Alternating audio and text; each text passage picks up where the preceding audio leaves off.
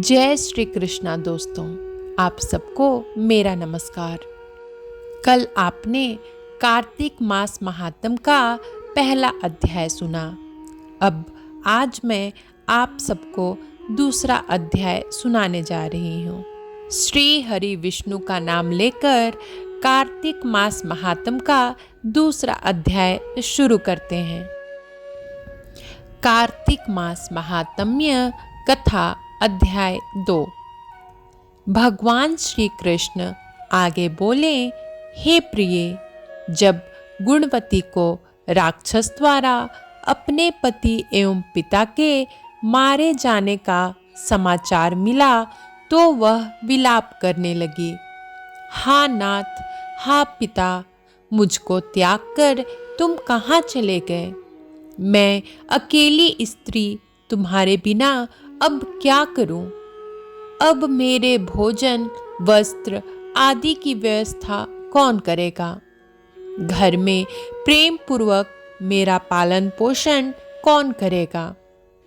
मैं कुछ भी नहीं कर सकती। मुझ विधवा की कौन रक्षा करेगा? मैं कहाँ जाऊं? मेरे पास तो अब कोई ठिकाना भी नहीं रहा। इस प्रकार विलाप करते हुए गुणवती चक्कर खाकर धरती पर गिर पड़ी और बेहोश हो गई।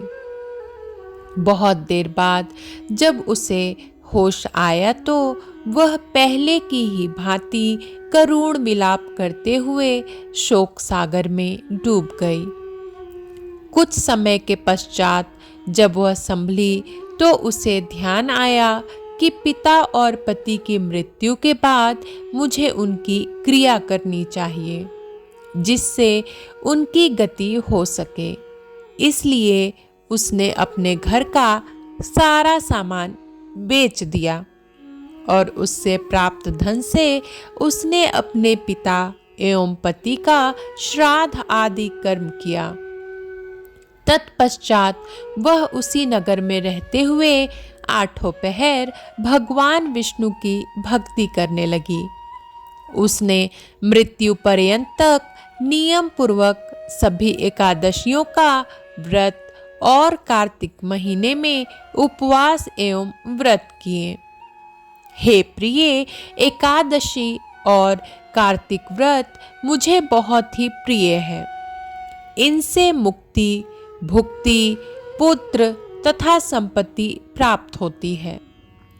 कार्तिक मास में जब तुला राशि पर सूर्य आता है तब ब्रह्म मुहूर्त में उठकर स्नान करने व व्रत व उपवास करने वाले मनुष्य मुझे बहुत प्रिय हैं, क्योंकि यदि उन्होंने पाप भी किए हो तो भी स्नान व व्रत के प्रभाव से उन्हें मोक्ष प्राप्त हो जाता है। कार्तिक में स्नान, जागरण, दीपदान तथा तुलसी के पौधे की रक्षा करने वाले मनुष्य साक्षात भगवान विष्णु के समान हैं।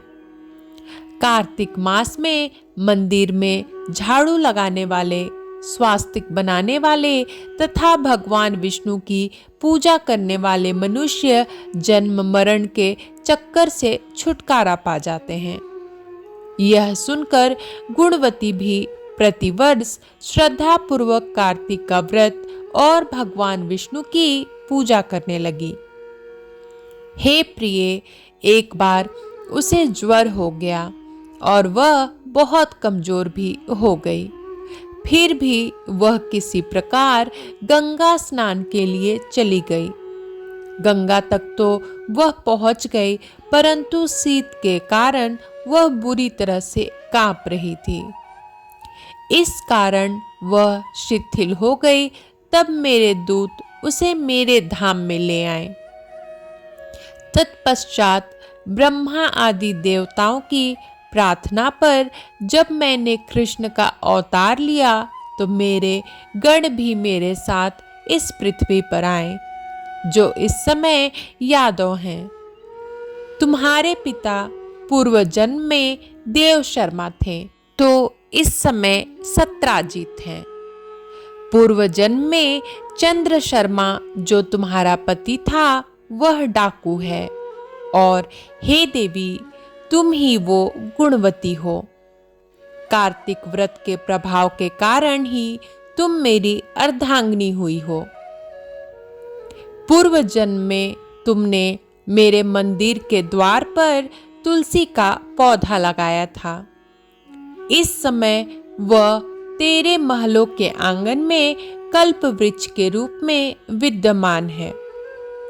उस जन्म में जो तुमने दीपदान किया था, उसी कारण तुम्हारी देह इतनी सुंदर है और तुम्हारे घर में साक्षात लक्ष्मी का वास है।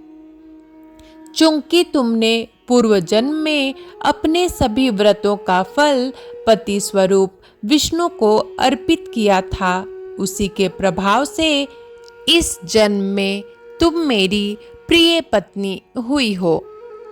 पूर्व जन्म में तुमने नियम पूर्वक जो कार्तिक मास का व्रत किया था, उसी के कारण मेरा और तुम्हारा कभी वियोग नहीं होगा।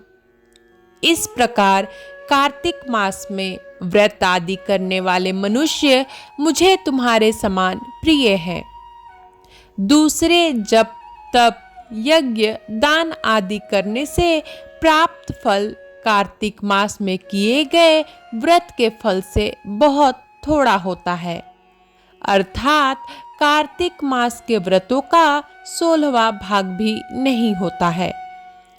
इस प्रकार सत्यभामा भगवान श्री कृष्ण के मुख से अपने पूर्व जन्म के पुण्य का प्रभाव सुनकर बहुत प्रसन्न हुई। कार्तिक मास महात्म का दूसरा अध्याय समाप्त हुआ। कल आप कार्तिक मास महात्म का तीसरा अध्याय सुनेंगे। तब तक के लिए जय श्री कृष्णा, जय श्री हरि विष्णु।